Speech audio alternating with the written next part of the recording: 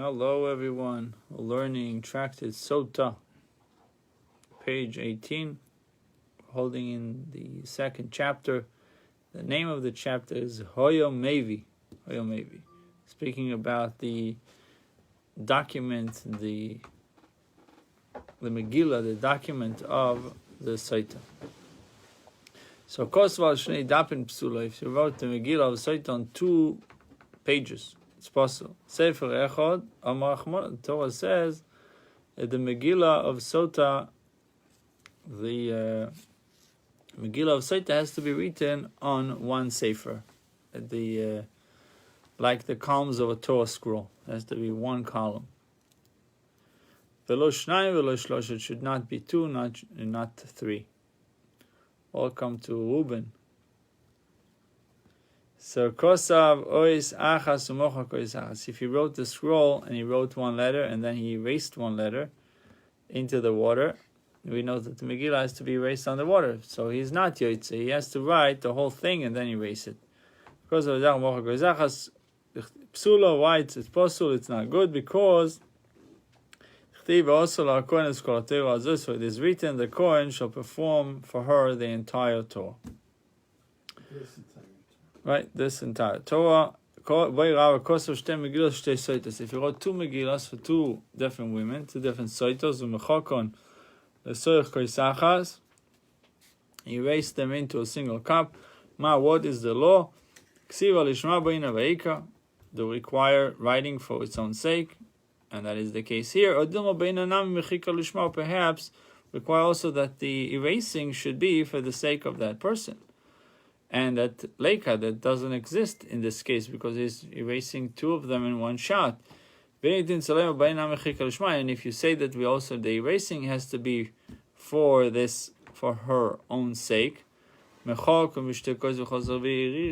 if he erased the scrolls into 2 separate cups and then mix them together, what do you do in this case?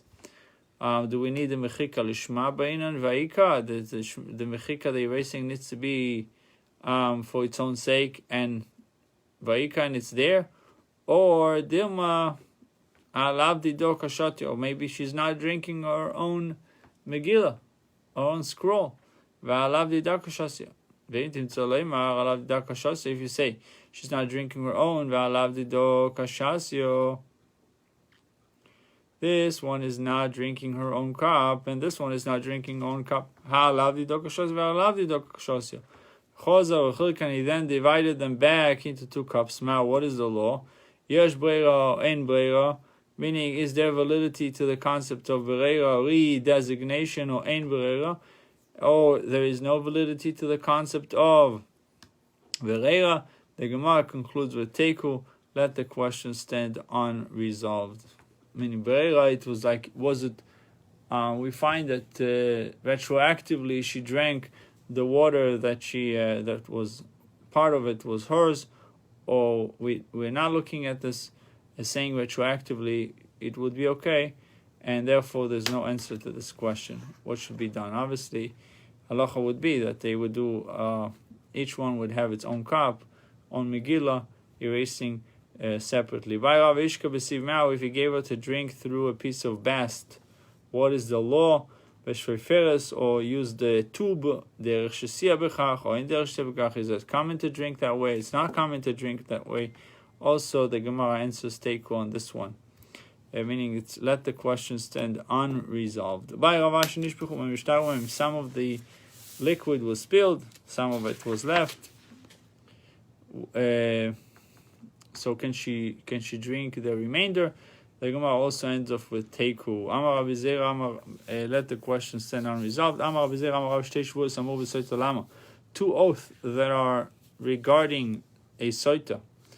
Why are they both necessary? One is before the Megillah was written, and one is after the Megillah was erased. One before it was erased, and one after it is erased. Matkif Rava objected to but both of them are written in the Torah before the Torah states that the scroll is erased. One is an oath that has a curse accompanied with it, and one that does not have a curse. One oath is not accompanied by a curse. Echidami, what is a shvua sheshimala? What is this, an oath that has a curse accompanied with it? Amarav mashbiani alayich shelo nitmis. The Kohen says, I adjure you by God that it is as you say, that you were not defiled. He asks her to swear that she's pure. She'im nitmis yavobich, for if you were defiled, the waters shall enter you and will cause you damage. The curse stands alone, and the oath stands alone. What is the shvua? What is the oath? I adjure you by God that if you were defiled, the waters will enter you. Ravashi says there is an oath for the curse, but there is no oath for the woman. Rather, Ravashi says, I'm making you swear that you were not defiled. And if you were defiled, the water will enter you. And now we're going to the Mishnah, new Mishnah. Torah states that upon hearing the Kohen's oath, the woman should respond, Amen, Amen. She has to say Amen 2 times. The Mishnah will explain why she's responding this way. Why she says Amen twice? For what? Amen alol, Amen la shvua. She responds Amen to the curse and Amen to the oath. Amen mishzeh, Amen mishacher. She has to say Amen that she was not defiled from that specific person that she suspected she was defiled to, or that she was the person that she was in quarantine with or secluded with. So she's swearing that she wasn't with this guy and not with anybody else. Not with this one, not someone else. Omen that I did not astray, married or single. Or meaning arusa is when I was betrothed. Omen that I did not astray while I was while awaiting the yavam. Omen that I did not stray after having been married in Yibum. Omen that I did not become defiled. And if I did become defiled, Yovu be, then the waters shall enter me and cause my death. Rabbi Meir says the double Omen also means Omen shalom itmeisi, Omen shalom itamu. Not only that I'm not doing it, that I didn't do it, that I was not defiled, but also that I'm not going to be defiled. That's not on my agenda. The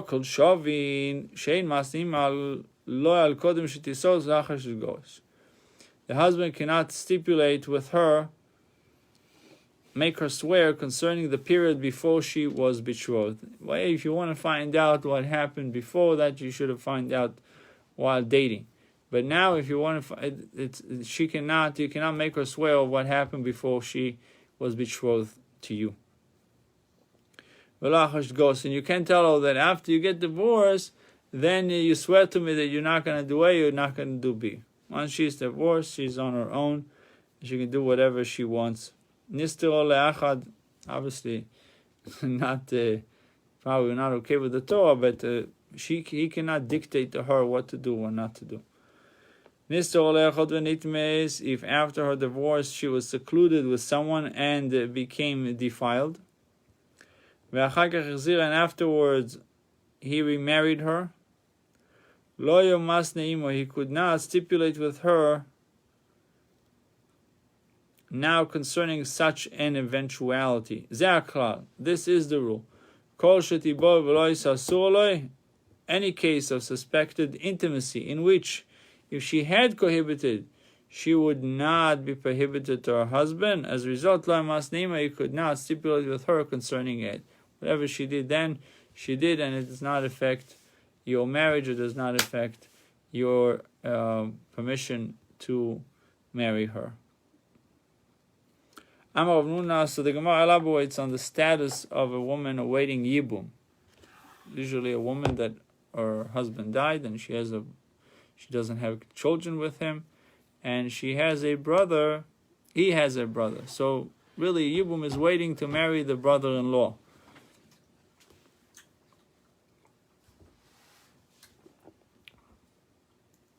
Amar Rav Nuna Shemeres Yom Shezinto, if a woman awaiting the Yavam prohibited with another man, she is prohibited to her Yavam.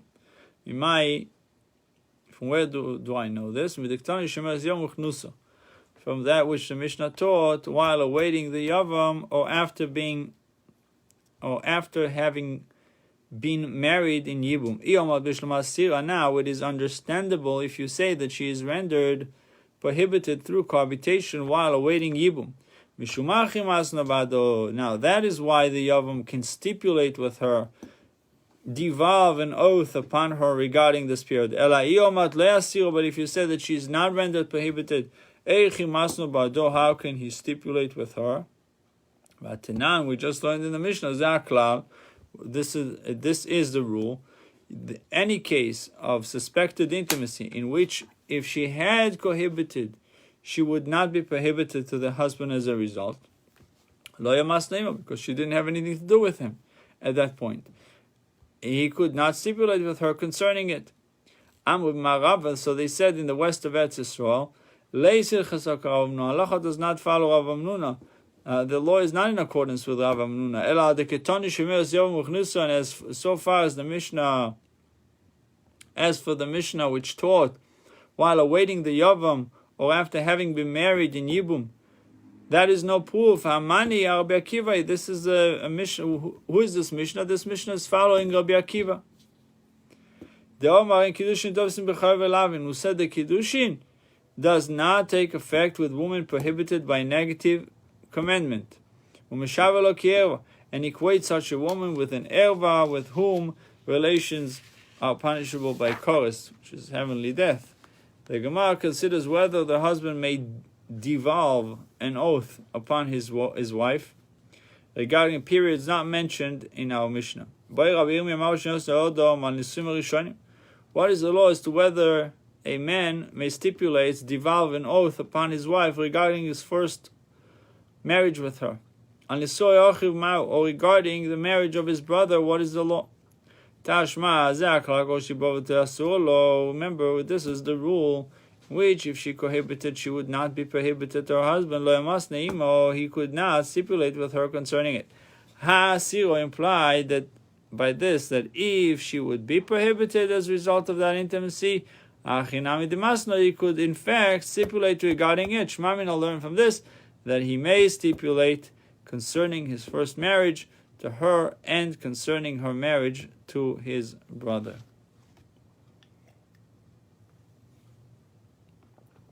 Rabbi Omer, Omen shloit meisi. Omen that I did not become defiled in the past, and Omen that I will not become defiled in the future. That's why she's saying 2 times Omen. Tanya loik shomar Rabbi Meir. Omen shloit mo. When Rabbi Meir said that she swears, Omen that I will not become defiled in the future, it did not mean she'im titame or im titmo or im titamo, that if she would become defiled in the future, the water could test her now, she would be tested now on account of what she would do in the future. Rather, he meant that when she would become defiled, the waters could gurgle up in her throat at that time of and test her then. What is the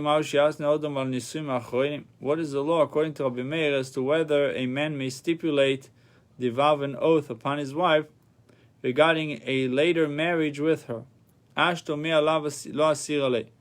Do we say that now, at least in this marriage, she is not prohibited to him? Or or perhaps sometimes he may divorce her and then remarry her, in which case her adultery at that time would prohibit her to him. Tashma Akol Shavim, the Gemara answers, Akol Shavim. All agree, all agree that he could not stipulate with her concerning the period before she was betrothed, nor concerning the period after she will be divorced. If after her divorce she would be secluded with someone and would become defiled, and afterwards he would remarry her, he could not stipulate with her now concerning such eventuality. Implied by this that if he would first remarry her and afterwards she become defiled, concerning such an eventuality, he could stipulate with her now. Shmamil, I learn from this that he may stipulate even regarding a future marriage. This is the law of jealousies. This teaches that a woman drinks and repeats. If after being given to drink one time and being cleared, the woman is again warned by her husband against secluding herself and again violates his warning, she can be given to drink a second time, and so on, for each warning and violation. So the term this implies that a woman does not drink and repeat. Drink one time, that's it. An incident in which Nechunya, the ditch digger, testified before that a woman drinks and repeats. However, we accepted his testimony only in regard to two husbands, not with the same husband. The rabbi said a woman does not drink twice the bitter water, whether we're talking about one husband or it's a different man, a different husband, different marriage. In both cases, she drinks only one time. Tanakama nami aksiv zois, but it's written zois. V'rabon basoi nami, and the last mentioned rabbis, the sages too, aksiv teiras, is also written the law of zois teiras. Aknois amarava. Rava said, all agree that each of the verses teaches us at least something as follows. Bi shechod uvoy lechod, regarding one husband, one possible adulterer. Everyone agrees that the woman does not drink and repeat. Same husband, same adulterer. But what happened? Because it's written this. Same husband, same suspected adulterer. What happened? Regarding two husbands and two possible adulterers. Everyone agrees that she drinks again. For it is written, the law of, the inclusive term refers at least to the case of two husbands and two adulterers. So when do they disagree? Regarding one husband and two adulterers. Regarding two husbands and one adulterer. The Tanakama holds the term teiras, the law of, comes to include all cases. And the term this comes to exclude only the case of one husband and one adulterer, that she doesn't drink twice. If we're dealing with one husband and one adulterer.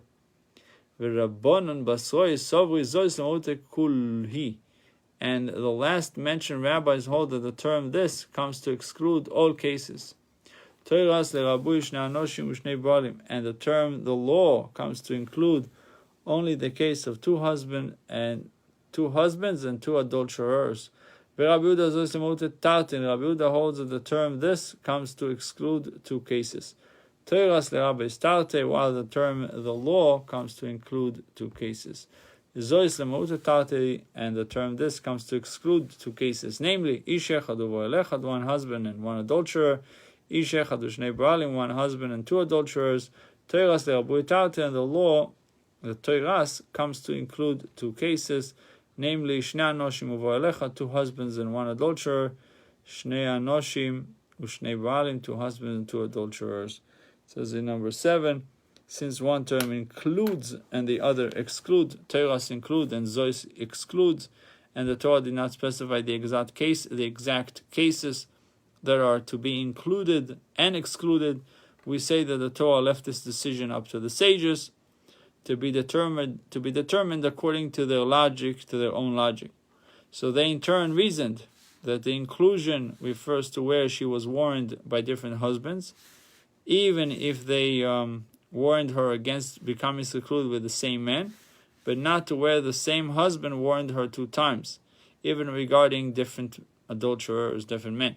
The logic for this is that the same husband warned her once, and she was cleared when drinking the waters. And now he is warning her again. There is reason to believe that he simply has a continuous nature, a contentious nature. Shmuel. Yeah. Contentious nature. And is just seeking to provoke her, and that's why he's doing it. That's why he keeps on warning her. Right. It therefore makes no difference if the warning was directed at the same man as the last time or a different man. In conclusion, that was Rashi's interpretation. In conclusion, we make the following point. The foregoing dispute as to whether the Sotah can be made to drink a second time for a second seclusion is understandable according to the Tanakama of our Mishnah, who holds that a Sotah does not swear in regard to future adultery. According to Rabbi Meir, however, that the woman swears also in regard to future adultery, the entire discussion would appear to be superfluous, since if she had committed adultery during her second seclusion, her earlier test should have punished her now. This is problematic because the Rambam, Sotah 4:17, rules in accordance with Rabbi Meir, yet also rules that the same husband may not make his wife drink for seclusion with the same man. However, if we say that the woman need not swear about any incident other than the seclusion under question, unless the husband demands such an oath, the Gemara presents discussion is relevant. The Gemara present discussion is relevant even according to Rabbi Meir in cases in which the husband had not made such a demand when his wife first became a Sotah. Okay, with that we conclude the daf for today and the second chapter. Adon Aloch Hoyomevi, we shall return to your Hoyomevi. God willing, tomorrow we'll learn chapter 3. We'll start chapter 3, which is 19, page 19, Tractate Sotah. And we'll try to do it at in the morning, probably around 9 o'clock. Bruchim Tiu, the next class will be in Halacha, in Tanya. You know, if I was that woman, why was